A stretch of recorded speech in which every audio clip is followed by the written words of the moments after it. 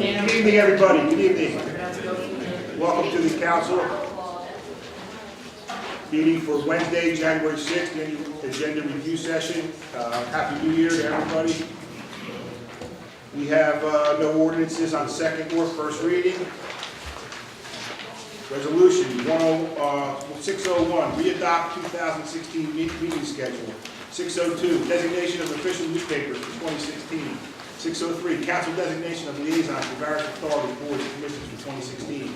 Board of Eds, Glenn Fleming. Housing Authority, Rebecca Escobar. Human Relations, John Anderson. Parking Authority, Ken Meehan. Citizens Recreation, Glenn Fleming. 604, designation of council member to Planning Board, Councilwoman Elizabeth Garlotti. 605, designated council member to the Board of Directors City Market, John Anderson. 606, approved 2016 temporary city budget. 607, designation of bank depositories and cash management plan for 2016. 608, fixed interest rate on delinquent taxes and water and sewer charges for 2016. 609, authorized cancellation of tax delinquencies of less than $10 in 2016. 610, authorized direct mailing charges and costs associated with tax sale.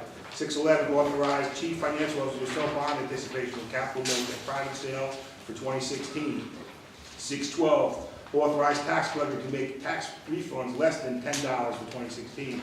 613, authorized city engineer to execute land use regulatory permit 1s, TWA forms, and soil erosion and sediment control applications in 2016. 614, authorized city engineer and mayor to execute right of entry permit forms in 2016. 615, authorized city engineer to execute hold harmless indemnity agreements in 2016.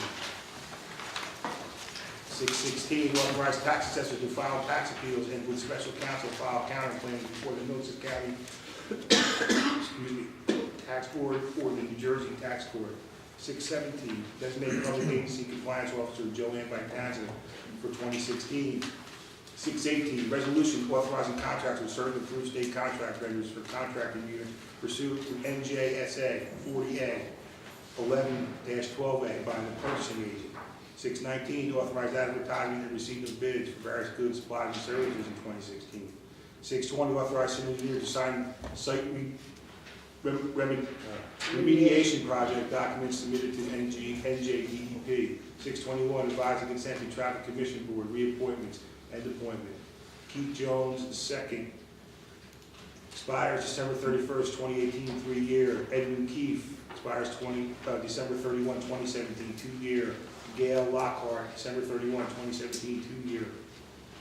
622, approve agenda amendments. 623, resolution authorizing cancellation of various outstanding checks. 624, authorized refund for redeemed tax sale certificates. 625, authorized tax collector to transfer credits on several tax and utility accounts. No items discussed by council. That's what we have tonight.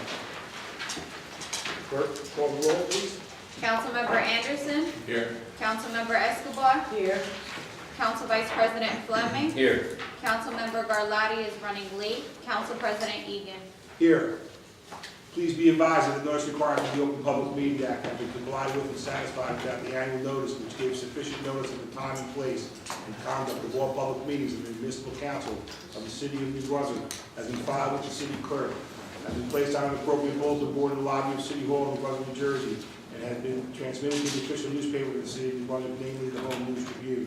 Please stand for the pledge of allegiance.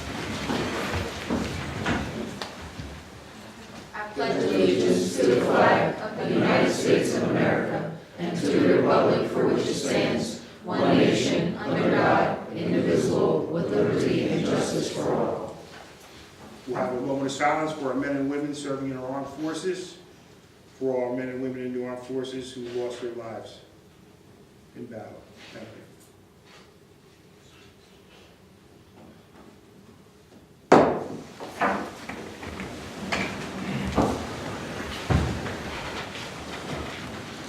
We have no minutes this evening,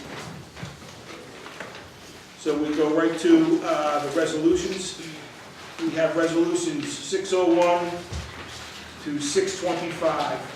Would anybody from the public like to come up and comment on any of the resolutions this evening? Sir, good evening. Good evening, members of the council. Charles Prattville from New Brunswick. I want to speak about the first resolution, the meeting schedule.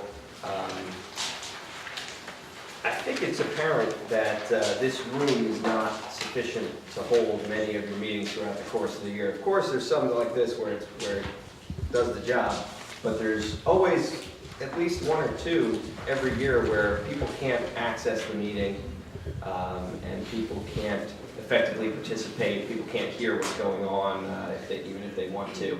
And I know just at the very most recent meeting that couldn't happen because of the problems with the roof. So I'd like to ask the council if you'd be open to having your meetings this year across the street at the freeholder meeting room, which has proven sufficient whenever this room has not. And planning ahead would prevent those situations where you've got too many people, not enough room. I haven't really thought about it.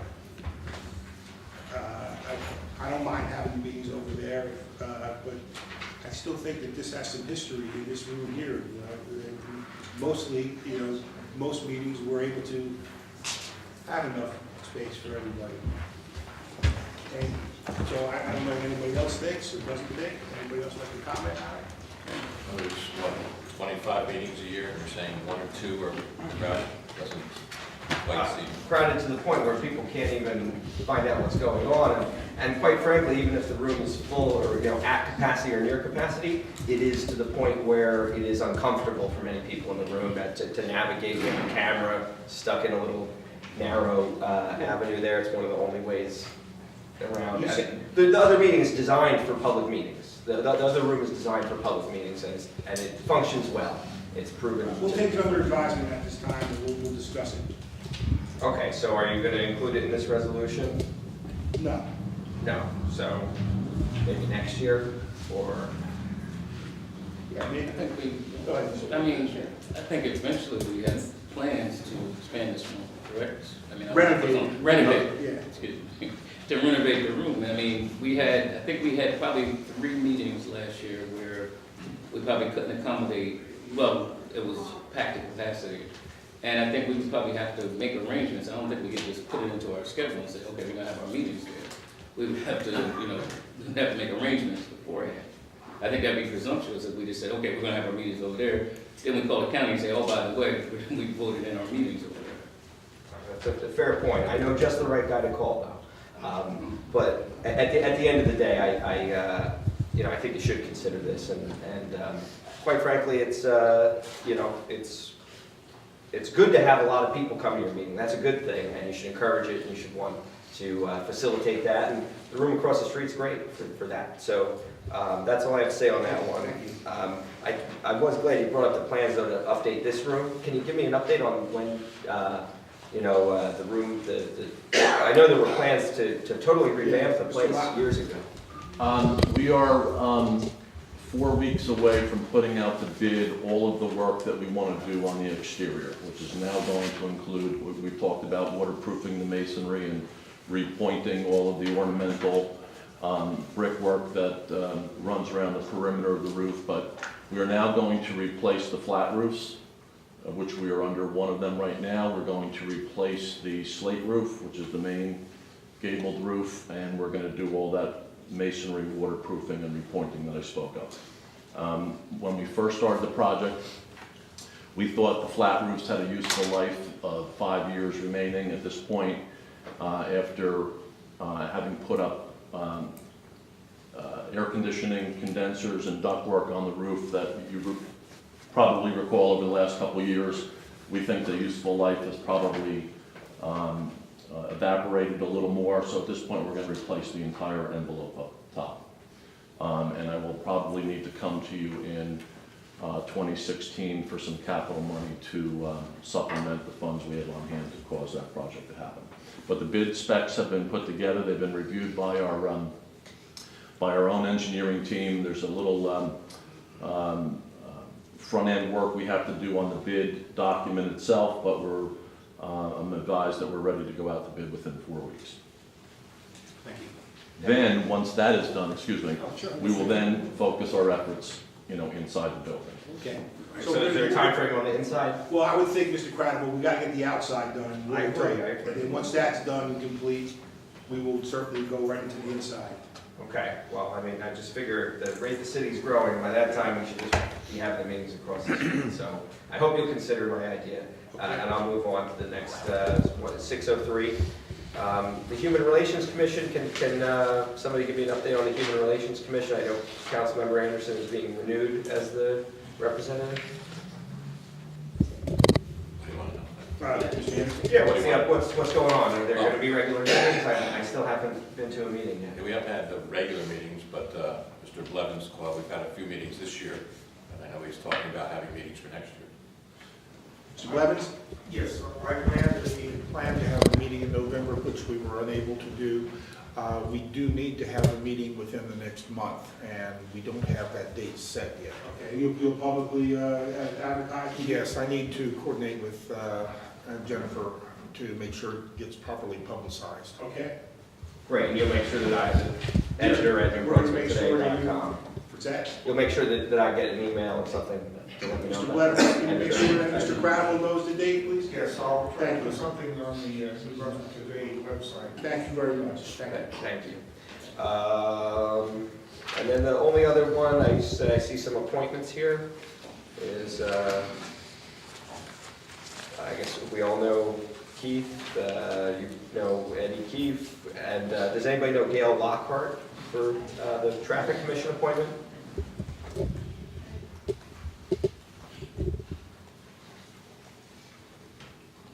What number are you talking about, Mr. It's number 21 is the Traffic Commission. I just want to know, does anybody know that person being appointed for a 2-year term? Gail Lockhart? Yeah. I can't recall if I've ever met her or not. Yeah, I mean, obviously, I know the other two, Gail, I just met a couple of times here and there, and didn't find her, bad at all. So you know her? I don't of her. You met her in person? Probably in some kind of party or meeting kind of deal or something. Big gathering? Something. Okay. Is she good for the Traffic Commission, do you think? I think so. Thank you. Happy New Year. Anybody else on the resolutions this evening?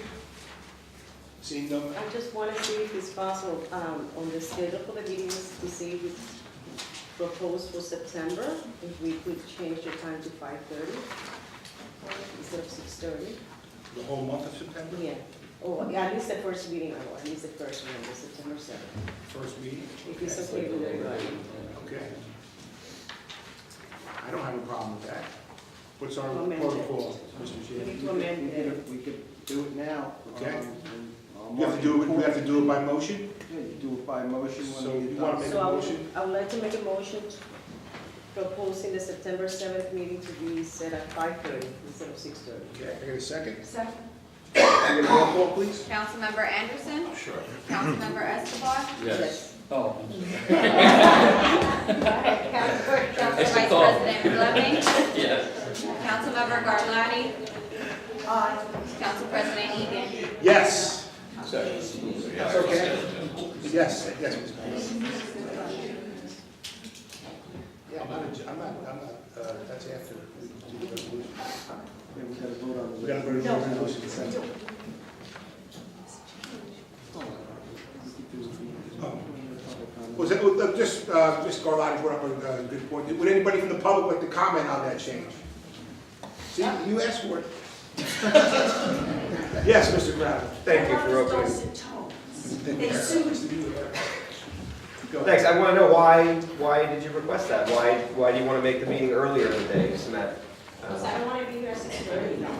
Just because I think it's it's still the summer, it's still right, it's 5:30, I think it best suits for that first week of September. So, Well, it's just like interesting everybody because else, I just made a recommendation, everybody agreed, but if there's no specific reason, I just think that it's better to make it at 5:30. so you think that having the meeting earlier in the day is better?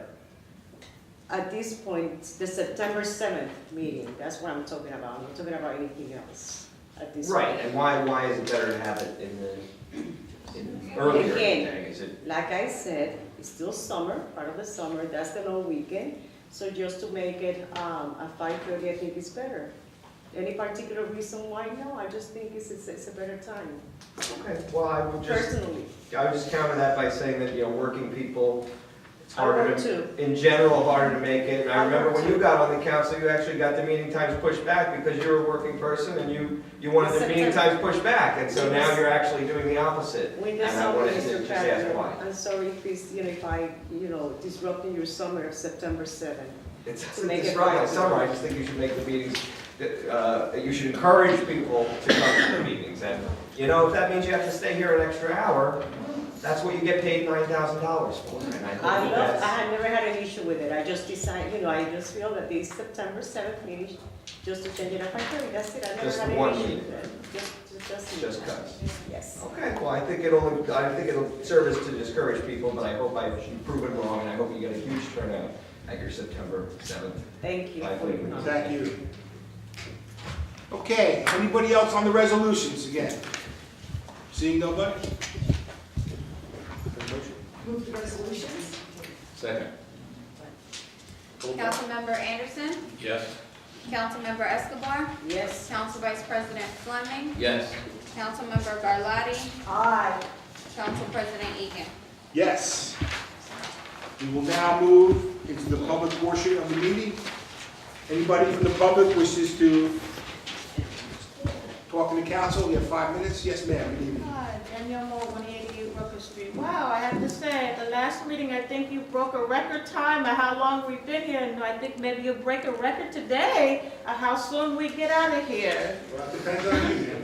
Oh, well, believe me, I will make it quick. Okay. Due to where I'm here to say, wow, thank you to the city for listening to me about Delavan Street and Livingston Avenue. I see that the Board of Education has stepped up a notch. They haven't confirmed yet where they've been having a security guard out on the corner of Delavan Street where you're not allowing 2 cars through and the buses are able to get through, and it's much safer now.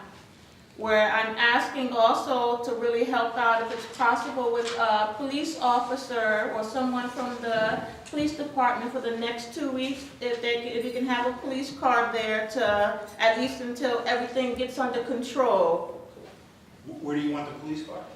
For Livingston Avenue and Delavan, due to where they were there the last time, due to where, so it won't be any double parking. I'm not saying, but just to help out for the first 2 weeks, please. First 2 weeks of school coming back. Yes, well, starting from here. Yes, Mr. Manager. I spoke with the traffic department this week. They're going to have a car on Livingston Avenue to help with the merging of the traffic there. So they'll be There out will there be a starting car next there week. starting next week, with helping with the merging of the, where it goes to the road diet there. So there will be a police car out there, so we're already gonna have a Well, car. like I said, once again, I thank Yeah. you for, like I said, You're welcome. taking that pretty serious, making it Thank you. safer for the kids there. Okay. But then on my way down, like I said, things are meant for me to see due to where I have to speak up about them. That was why I was just coming down Livingston Avenue with after-school programs. Now that it's dark, wow, you can barely see the students and the crossing guard out there in the street. Well, I just saw a close call. What, is it possible the city can order the county for brighter lights in the area? Brighter lights? Yeah, Well, I mean, it's I know dark, that- it's dark. I know there's gonna be some referendum. I know there's new LED lights coming out on all the poles eventually, which is gonna be a lot brighter light. I don't know when the city of New Brunswick is gonna get their share. Are there light poles there now you were speaking about? Yes, but due to where they're dull white lights and it Well, I makes think it that's gonna very change. dark. That's the LED lights are becoming the thing of the future, as anybody knows. We're changing them in our schools, we're changing them everywhere. And it's a brighter light, they last longer, and they're more efficient. And I know public service and their poles are starting when they put new lights in, they're gonna be LED lighting, it's gonna be very bright light, so maybe we can see if we can get somebody to get some, if you have poll numbers or where you're talking about, it should be brighter. That's where, right on the corner of Livingston and Comstock, that's where you have, Comstock? that's where the crossing Okay. is for after We'll school. see if the police department can call public service about getting some brighter lights for that area. When you want to always talk about a pole, always bring the pole number, like there's a number on the pole. Oh, I'm familiar with that. Okay? Well, if you bring that down, we'll see if we can make the light brighter. Okay, and then, getting back to the last meeting, due to where I had to talk so fast because so much was going on, that was where I gave you the pictures of the walkway lights, that are not still working on Joyce Comer and Delavan Street, where I feel that that's been, over 3 months ago, that's school territory. I feel you don't have to wait for no grant to fix that. That's something that should be fixed immediately. Okay, and you're saying, was somebody, Mr. Valenti here? Yes. Can you stand up, please? Do we have somebody that troubleshoots the lighting? Actually, we have a bid out to repair all the radar detectors and all the in-road flashing crosswalks, of which that is a part of. Okay, so we're working on doing it throughout the city. Okay, I hope It's going out to so. bid, as you know, we're a public entity, so we just can't give that work out. We have Well, to it's go- been 3 months. Well, this is, sometimes government doesn't take as quick as we want it to. Because the radar thing, we've been having some complaints about that. The one on Easton Avenue has been broke for quite some time now. So we Okay. want to, we're going to take all this, compile it into one group, and we're going to go out to bid for it, and we're going to, within a year, we're going to have it fixed. Okay, and then that's where some more, that's what, the light, I asked the light switches to be fixed on French Street, French and Saddam Street on both sides, where it's very hard to cross the street there. The light switch, what do you mean? For the crosswalk, you know how you press the button? Oh, you mean turn the light? Yeah, for the crosswalk. Do we operate those in the city, Mr. Valenti? Those are, it's a county signal, but we have a direct contact with the repair tech in the county, and I'll give them a call tomorrow. Thank you very much. We will call them tomorrow. Okay, and then also on the corner of French and Saddam, crossing Saddam Street, where you have a very big pothole in the walkway where, how if you notice it does, if you walk Okay, past tell us the streets again. French Street and Saddam. Is there somebody writing that down, please? Oh, I'll give you I'll give you the list when I'm finished to make Do sure you no have, one do you have any forgets. pictures for us? I gave them to you at the last meeting. Of that same pothole? Yes, Okay, exactly. it's still there? Yes. Like I said, it was so much busy with the last meeting. We will get to it. We will get to it. And then that's also another huge pothole in the bike path on Remsen Avenue and Sanford Street. I just want to let you know, you don't have to come to a council meeting to report a pothole. You can call the mayor's office and we'll get somebody out there quicker. As far as fixing a pothole, just on that note, but you can certainly. Well, like I said, it's not any potholes. It's like Well, I'm I saying, said, only when we I want- see something severely Well, that's something that we dangerous. can probably get to a lot quicker than like fixing the lights and the radar thing, because we have a team of guys that can go out there and fix a pothole. Okay, because like I said, like some people All right, does think everybody I, have the address? Yes. Okay. like I said, some Anything people else, might Ms. think that Moore? I walk to inspect around New Brunswick, because like I said, it comes to me for a reason to speak up.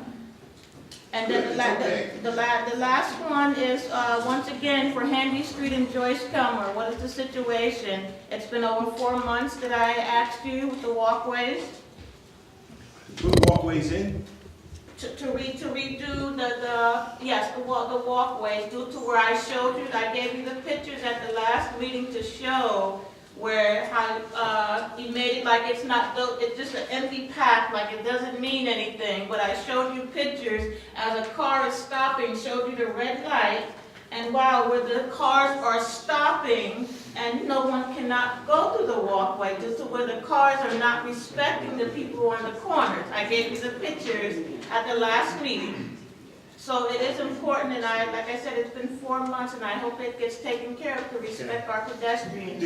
Mr. Valenti, just refresh my memory, didn't you go out there and look at that, and you reported that you didn't think it was in repair? What Ms. Moore is specifically speaking about is the intersection of Handy and Joyce Kilmer, specifically the last 3 continental stripes that are adjacent to the Damon House. One of the utilities, I believe it was either Verizon or Public Service, did a repair and did not reinstall the 3 crosswalk stripes or a portion of the stop bar. But specific to her picture with the cars, it's a very common intersection where people pull up, make a right or right, and keep going. So there is half of the stop bar is in place, so there's enough indication that, if the cars are lawfully making a right or right, they should stop at the stop bar. Changing people's habits is one issue.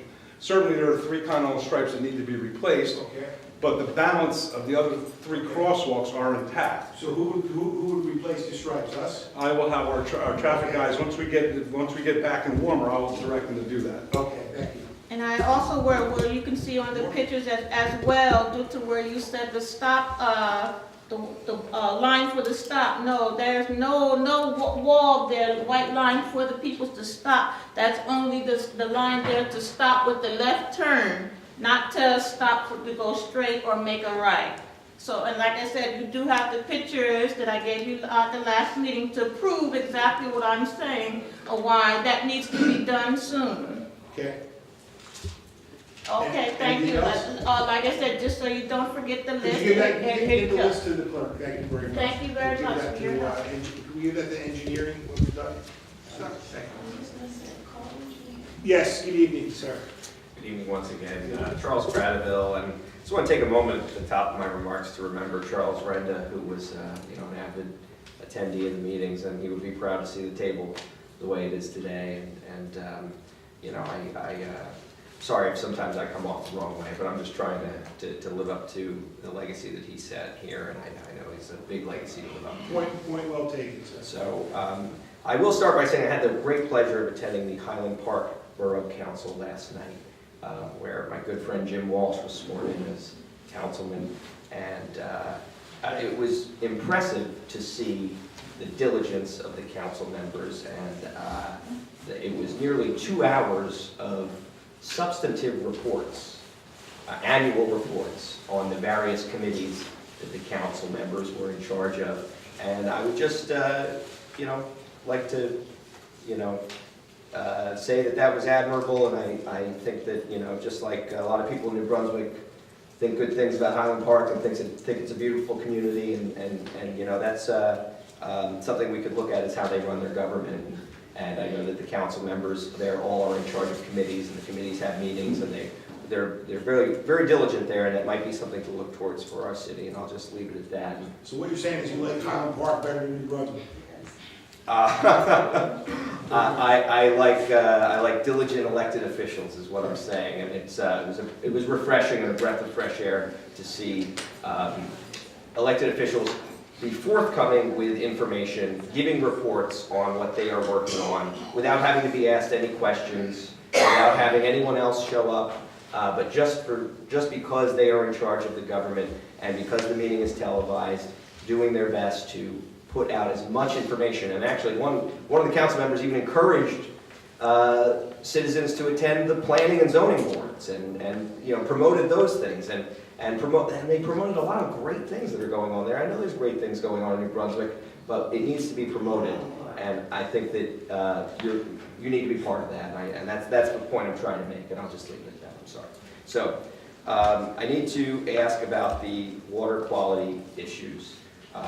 Mr. Laughlin is here tonight. Mr. Laughlin's previously said that he has found out that there was falsification of records sometime between June and November of the year 2013. I'd like to bring it to everybody's attention that there were at least one meeting, multiple meetings in that year in July that Mr. Laughlin was a part of. And I wanted to ask if in those meetings it was clear that there had been falsification of records. These were meetings with the regulators. So what's the question that you have for Mr. Laughlin? Was Mr. Laughlin aware of these meetings? Were the people in these meetings aware that there had been falsification of records in July of 2013? Mr. Laughlin? We were meeting with the DEP in July of 2013, trying to ascertain what the issues in the plant were at the time. And that was all post a June turbidity event, which we reported to the DEP. Okay, so we saw. And all predates their administrative orders from November of 2013.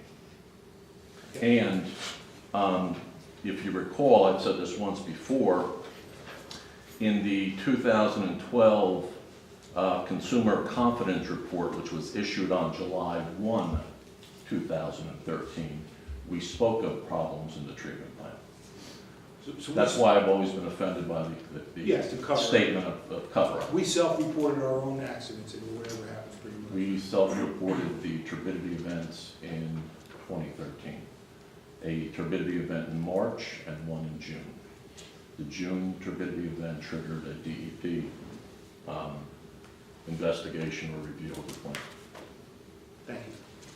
And through the chair to Mr. Laughlin, can you tell me when and why was Ed O'Rourke sort of, taken out of operational control of the plan? Taken off of that responsibility? When was he? When and why? When and why? Right.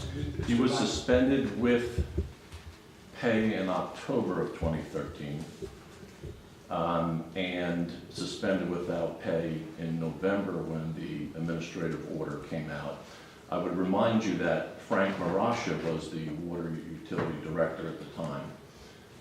He and Mr. O'Rourke, the licensed operator, were managing the plant and Frank, the overall function of the department.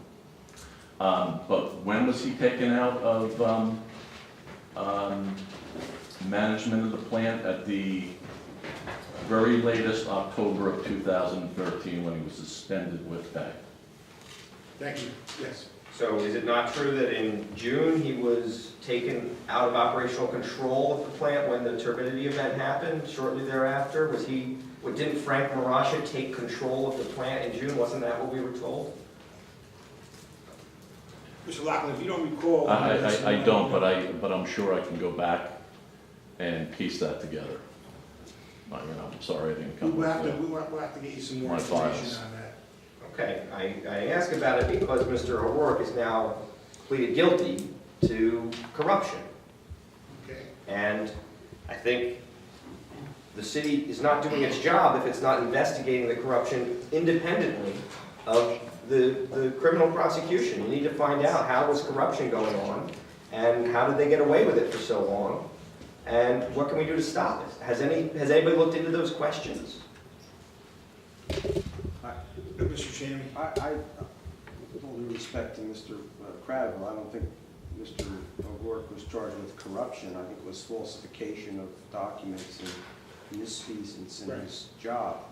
I don't know how we can get corruption out of that, but I didn't represent Mr. O'Rourke in his criminal proceedings. I believe the charge was corruption of public resources, second degree. I don't have the indictment with the charges in front of me, so. So what's your question, Mr. Crabwell? So did an employee plead guilty to corruption? Is the city unaware that that's happened? No, we're aware that you pleaded guilty. I don't know what you say it's corruption, the lawyer says it's not. City lawyer seems to say it wasn't, but the Attorney General's office says it's corruption. We are aware of it. Okay, and so what is being done about that? Is there an investigation to try to make sure that doesn't happen again? Or is there any changes that are being done in terms of? Well, the water director is not here tonight to answer any of these questions. So maybe we can get some information for you for the next meeting on that, on what is being done or what it was doing. He's not here tonight. I mean, but just from the city in general, like the leadership of the city should care about this. If any one department has someone pleading guilty to corruption, shouldn't the council and the law department, the administrator, shouldn't they know what's going on? Shouldn't they have an investigation?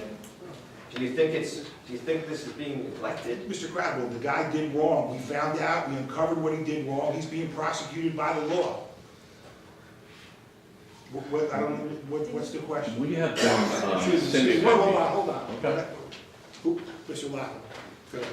we have been, since the June turbidity event that we have spoken about, we have put tremendous resources into investigating what was going wrong at the treatment plant, and we have taken remarkable action to correct that situation and to improve upon it. We have done it with the hiring of licensed people that you've all been, advised of. We have brought in Mr. Lavenberg, we brought in Mr. Wallace, we brought in 2 other T3 licensed operators.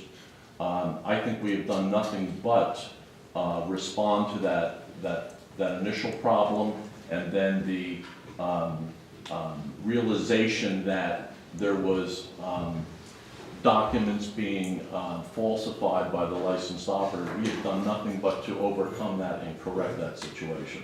And we're back to not, we don't have anything to do with American Water anymore, right? We cut our ties We with haven't been American Water. working with American Water since Right. their contract So expired. these are the steps that we've taken at this time, Mr. Cradwell. Yes, Mr. Yes. I'm sorry, one other thing. We conducted a thorough exam of the physical plant, and we did an exam of the manpower and the systems at the plant. We've done nothing but improve Yeah. both of those things. You are the ones who authorized the money. We come and ask you for it. I think you know what we've attempted to do there since June. To suggest that we have not looked into it is just not correct. Okay. Yes, Mr. Valenti. If it pleases the council, when I add, currently there is a project that the water department is sponsoring that is refurbishing the raw water pump stations. As a part of that project, they're improving the pre-treatment of the intake water, so they're separating out the leaves and other that, which will help system-wide reduce the issues that we're discussing. Mr. Cradwell, as you heard, we're doing some good steps here in the water department. We had one guy who didn't do his job correctly, and he's being prosecuted by the law. And we're happy that that's happening. We're happy that it was uncovered, and we certainly don't want it to happen again. And we're trying, as Mr. Loughlin just spoke about, we're making strides to have a top-notch water department, great water quality. People demanded that we weren't part of American Water no more. I believe Highland Park is a private, who they with, Mr. Cradwell? I believe they're with Yeah. Middlesex. Oh, okay, we'll skip that though. We didn't bring that up in your praise of Highland Park before. So you hear all the things that are happening. No one tried to cover up anything. Okay, we've been open and honest. We self-reported these things. And you know what? I don't think anybody here on the council or in this room is happy that we had somebody that did that to our water quality. Like I said it before and I'll say it again. If you think anybody here at this table or in this room wants lousy water quality, then you and I are just in a different atmosphere, because I don't think that for 1 second. And I don't believe no one's tried to cover up anything. We're trying to do the right thing here. So what else you got? I'm sure your time has been up a while ago, but go ahead. Listen, I'm just bringing up the things that should be brought up without me bringing them up. Like I said, I shouldn't have to be here and ask these questions. It's healthy that you ask the questions, but to accuse the council or the city of New Brunswick as covering something up, or, it's just, it's not fair, because no one has ever covered up anything. Okay, well, so are you certain that there was only one person involved in this cover-up? And are you certain that the cover-up only took place since You keep 2010? using the word cover-up. Why is that? Because that's the word that The guy didn't do Attorney his General's job. office uses, and the DEP. He was supposed to write this, it's very simple, Mr. Cradwell. Ed O'Rourke was supposed to take samples of the water and write the quality of water on a piece of paper. He didn't do that. He didn't take no samples. He just wrote anything on the paper, like I did when I took my SATs the first time. He just wrote anything. That's what he did, and that's against the law. It's as simple as that. You bet. To Who the was best of my supposed to knowledge, supervise? nobody else is involved in that, to answer your question. Just him. You believe it was I believe that. one person? I believe that, yes. There's no conspiracy in the water department here. I believe that. Does anybody else want to speak on any of this? Okay, Mr. Cradwell, what else you got? Your time is up. I just, you believe that the falsification began in 2010? You see, Mr. T, Do you- now you started with He another was thing. with the city for 25 years. Forget about what You mean to have me believe that he just started cooking the books in his final 3 years in office? That's what you expect me to believe as a guy who drinks the water in this town? It's been properly investigated by authorities. Everything is going back to when it's being done. The guy's being prosecuted. Okay, he was the only guy doing anything wrong. No one's came up with anything else. Keep working on it. Okay, you keep working on it. Thank you. Anybody else? Mr. Reagan, I would just like to say one last word on that matter. Yes, Mr. In the administrative order issued by Marcedius Jameson, he did use the word cover-up, and it's the only time he used the cover-up word in the entire document. And he states, New Brunswick covered up these violations dealing with turbidity and giardia by submitting false information in the reports to the department. So there that's- was one person who signed those reports. And that was Ed O'Rourke. Yes, I'm not looking, listen, I have no interest in trying to pile on what Ed O'Rourke has done, but this constant reference about cover-up, is ridiculous. We got out in front of it as best we could. We don't need to be prompted to do the right thing. There was a problem. We were not aware of it. We were not aware of the depth of it. When it was uncovered, we did nothing but take action to correct it and hopefully correct it forever. Pretty much just what I said, very good. Anybody else wish to address the council this evening? Anybody else wish to address the council? Seeing none. Second. Councilmember Anderson. Yes. Councilmember Escobar. Yes. Council Vice President Fleming. Yes. Councilmember Garlotti. Council President Egan. Yes.